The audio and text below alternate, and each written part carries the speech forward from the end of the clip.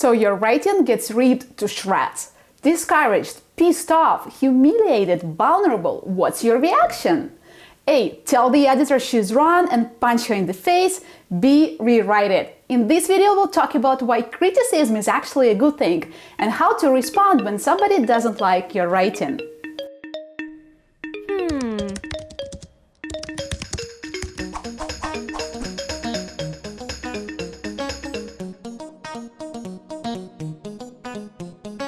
My name is Katerina. Every week I share a video on copywriting or content marketing to help you get better at your job. Subscribe to this channel so you never miss a new video. At the beginning of my writing career, I used to receive lots of curt feedback from my employer. There was only one word he used to give me this feedback, and that word was bullshit.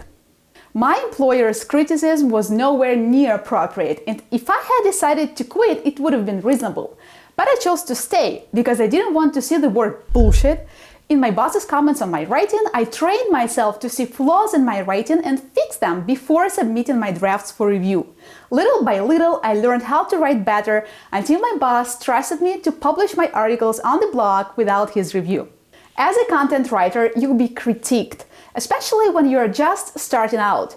Criticism comes in many forms. It can be expressed using words like bullshit, or it can be wrapped in gentle comments, but no matter how it's delivered, you need to learn how to see the truth in negative feedback and how to respond to it without going on the defensive. Before we start talking about how to respond to criticism, let's make sure criticism absolutely means what you've always assumed it meant. What is criticism? Criticism comes from a Greek word krino, which means able to judge, value, and interpret. As you can see, criticism doesn't need to be negative. In fact, it can lead to new ideas. It's enough to listen and learn. Why doesn't my client's view on this copy match with what I see? Ask yourself this question to find an even more powerful idea hidden behind your and your client's perspective. If you approach critique this way, it becomes a positive force, something that can improve your original idea. To stimulate the flow of creativity, criticism needs to be constructive. When somebody doesn't like your copy, they shouldn't simply say, "This doesn't work." They should first explain the problem and then propose an improvement that would make it work. If somebody doesn't understand your idea, they shouldn't simply say, "That's unclear to me." They should first point to a specific spot that is unclear and then propose possible interpretations. Do you mean X or Y?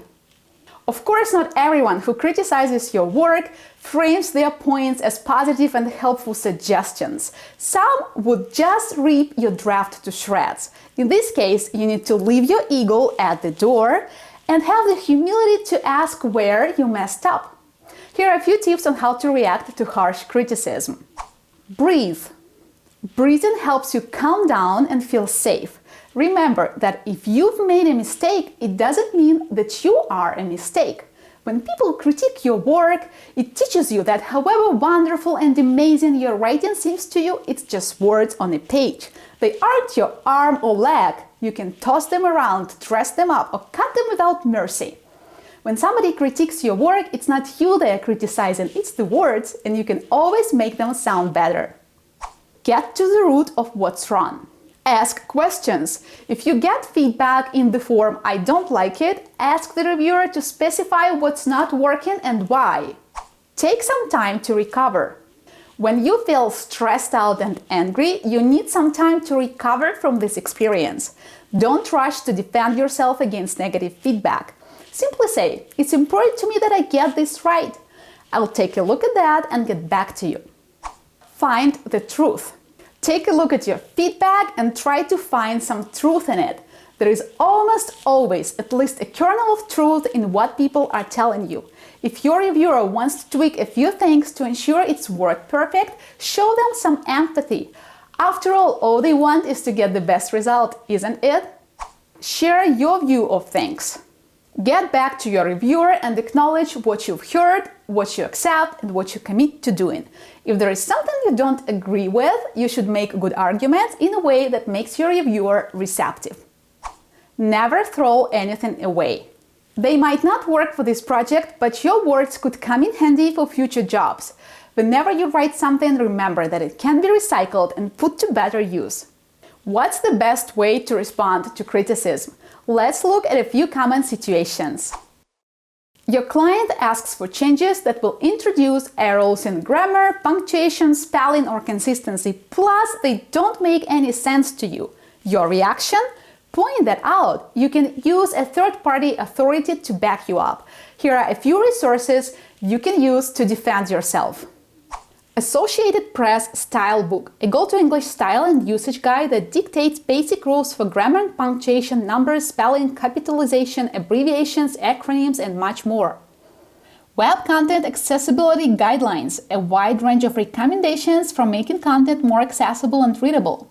Search Quality Evaluator Guidelines, instructions for Google raters on how to rate the quality of web pages and the relevance of search results. Google raters are people who Google hires to tell if websites are good or bad. William Shrunk, The Elements of Style, a well-known style manual that offers practical advice on improving writing skills. It's the grandfather of all books on writing, including my own, and is still relevant today. Your client says, the piece is too generic, it lacks impact. Your reaction? Accept your client's point of view and tell them what you need to make the piece better. For example, I'm sorry to hear you're not happy with the piece and I can see why you might think that it's too generic. I would love to better understand the goals that you'd like this blog post to achieve so I could rework it. Could you please take a few minutes to fill out the attached brief? I'm convinced that with your help, the second draft will come much better. Your client likes big words and flowery copy and thinks that's what the readers really want. If so, you need to come up with strong arguments to explain why fluffy copy makes the message less effective, less persuasive, and less likely to convert. For example, you can say that wordy sentences and business speak obscure the meaning of the content and make it hard for the audience to understand what your product does and how they can benefit from it. If sentences make unsubstantiated claims, they don't build trust.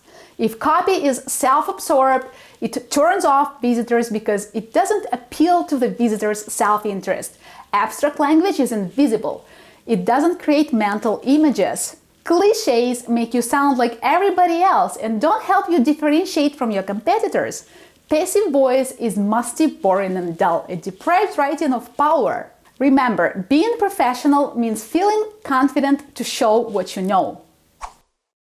Your client doesn't care about the message and just wants some filler content to fit the work of the designer.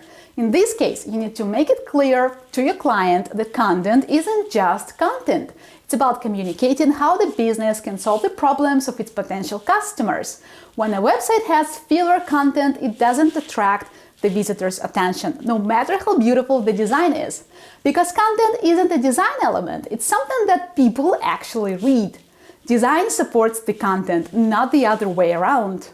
When somebody points out flaws in your copy, copywriters tend to take it personally, and this leads to defensive behavior, something that can spoil relationships between you and your clients. The good news is, being able to get critiqued without flinching is a skill you can learn. Next time your work gets ripped to shreds, try to respond using the tips in this video. Pay attention to how you feel when reading negative feedback and how you feel after you respond to it calmly and constructively. I'll see you next time with a new video. Thank you for watching. Я Катерина. Пока-пока.